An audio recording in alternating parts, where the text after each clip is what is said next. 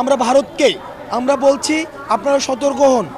আপনারা যদি মনে করে থাকেন যে বাংলাদেশের এই যে রাষ্ট্র সংস্কারের কাজ সেটিকে ব্যাহত করার জন্য আপনারা আমাদেরকে এভাবে মানুষকে সংকটকালীন সময়ের মধ্যে পড়বেন, আপনারা চিকেন নেকের কথা ভুলে যাবেন না। আপনারা চিকেন নেকের কথা ভুলে যাবেন না। আমরা বিশ্বাস করি পারস্পরিক সম্পর্কের মধ্য দিয়ে, সহযোগিতামূলক সম্পর্কের মধ্য দিয়েই হচ্ছে উন্নয়ন সম্ভব, অগ্রগতি সম্ভব। কিন্তু আপনারা আমাদেরকে যেভাবে ট্রিটমেন্ট দিবেন ঠিক একইভাবে আপনারাও ট্রিটমেন্টের পাওয়ার জন্য প্রস্তুত হন। আমাদের সাবেক স্বরাষ্ট্রমন্ত্রী বলেছিলেন যে পিঠ দেখানোর সময় শেষ হয়ে গিয়েছে, এখন আমাদের বুক দেখানোর সময় এসছে। সুতরাং আমাদের এই অসম যে সম্পর্কটি ছিল সে অসম সম্পর্ক বিগত সরকার শুধুমাত্র ক্ষমতায় টিকে থাকার জন্য করেছে। আমরা সমতার যে সম্পর্কটি, এই সমতার সম্পর্কটি আমরা প্রতিষ্ঠা করতে চাই। সুতরাং ভারতের বর্তমান আমাদের সাথে যে আচরণ করবে সেই আচরণ নির্ধারণ করবে ভারতের সাথে ভবিষ্যতে আমাদের কেমন আচরণ হবে। ভারতের প্রত্যেকটি আচরণ, বর্তমানের আচরণ আমাদের ভবিষ্যতের ভারত বাংলাদেশের আচরণ নির্ধারণ করবে।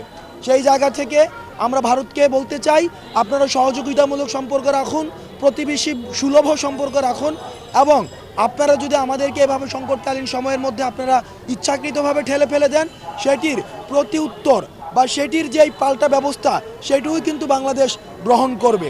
এবং আমি সর্বশেষ আহ্বান জানাবো আমাদের জয়েন্ট কোলাবোরেটিভ ভেঞ্চারের সর্বাধিক যে গুরুত্বপূর্ণ জায়গাটি সেটি হচ্ছে রেস্কিউ কার্যক্রমটি করা।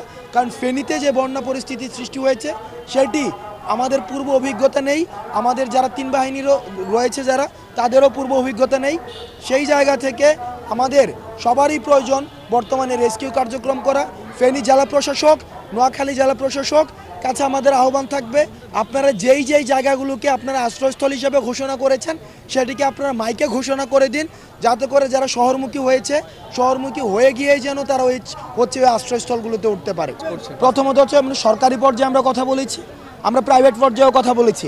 বিভিন্ন প্রাইভেট প্রতিষ্ঠান তারা আমাদেরকে হেলিকপ্টার দিতে রাজি হয়েছিল, কিন্তু ওইসব হেলিকপ্টার হচ্ছে চপার হেলিকপ্টার, যেগুলো হচ্ছে পরিবহন কাজে ব্যবহার করা যায়, সেগুলোতে রেস্কিউ কার্যক্রম হচ্ছে করা সম্ভব না।